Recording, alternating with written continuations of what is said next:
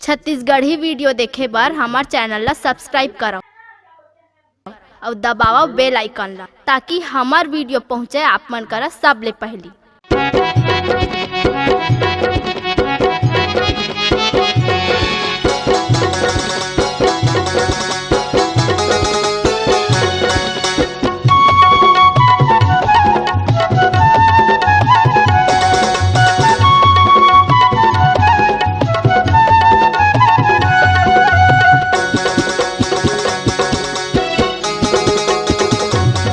आबे आबे जोगी आबे आबे रानी करगी कोटा के बाजार मैं होके गोरी तैयार बरद्वार के बाजार मैं होके गोरी तैयार बरद्वार के बाजार। आहू आहू राजा आहू आहू जोही करगी कोटा के बाजार मैं होके राजा तैयार बरद्वार के बाजार करगी कोटा के बाजार।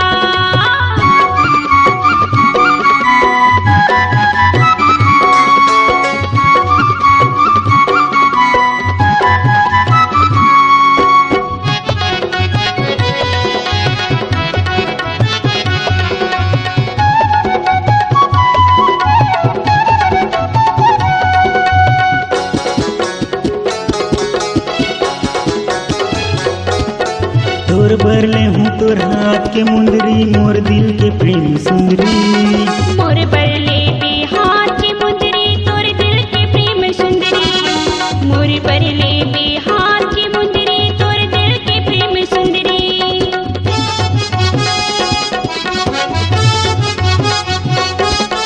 तोर बरले हूँ तोर हाथ के मुंदरी मोर दिल के प्रेम सुंदरी मोर बरले बिहार की मुंदरी तोर दिल के प्रेम सुंदरी मोर बरले बिहार की मुंदरी तोर दिल के प्रेम सुंदरी। आबे आबे जोही आबे आबे रानी करगी कोटा के बाजार मैं होके गोरी तैयार बरद्वार के बाजार मैं होके रानी तैयार बरद्वार के बाजार।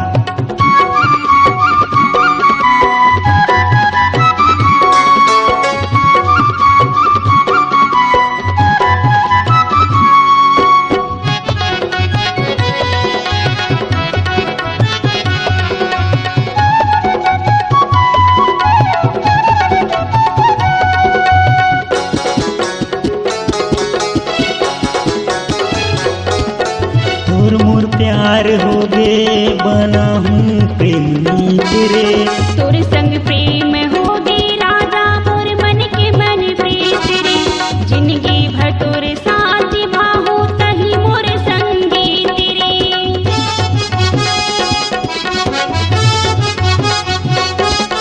तोर मोर प्यार हो गे बना हूँ प्रेमी तेरे तोर संग प्रेम होगे राजा मोर मन के मन प्रीत रे जिंदगी भर तोर साथ बाहु तही मोर संगी तेरे। आबे आबे जोही आबे आबे रानी करगी कोटा के बाजार मैं होके गोरी तैयार बरद्वार के बाजार मैं होके रानी तैयार बरद्वार के बाजार।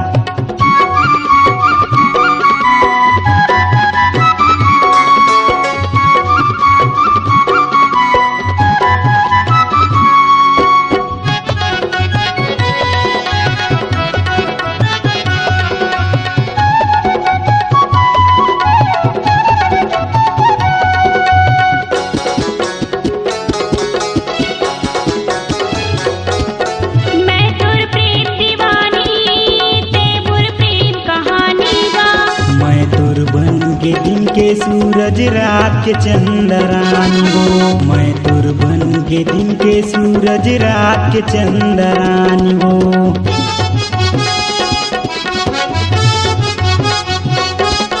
मैं तोर प्रेम दीवानी ते मोर प्रेम कहानी गा मैं तोर बन के दिन के सूरज रात के चंद्रानी हो मैं बन के तोर दिन के सूरज रात के चंद्रानी हो। आबे आबे रानी आबे आबे जोही करगी कोटा के बाजार तय होके गोरी तैयार बरद्वार के बाजार तय होके रानी तैयार बरद्वार के बाजार आहू आहू राजा आहू जो ही करगी कोटा के बाजार मैं होके राजा तैयार बरद्वार के बाजार करगी कोटा के बाजार बरद्वार के बाजार तय होके रानी तैयार बरद्वार के बाजार मैं होके राजा तैयार बरद्वार के बाजार तय होके रानी तैयार बरद्वार के बाजार। अगर आप अपनी आवाज को एक नया आयाम देना चाहते हैं तो चले आइए मल्टी ट्रैक डिजिटल रिकॉर्डिंग के लिए संपर्क करें HK म्यूजिक कंपनी कोटा डबरी चांपा छत्तीसगढ़। मोबाइल नंबर है 9329238487 और 8085380339।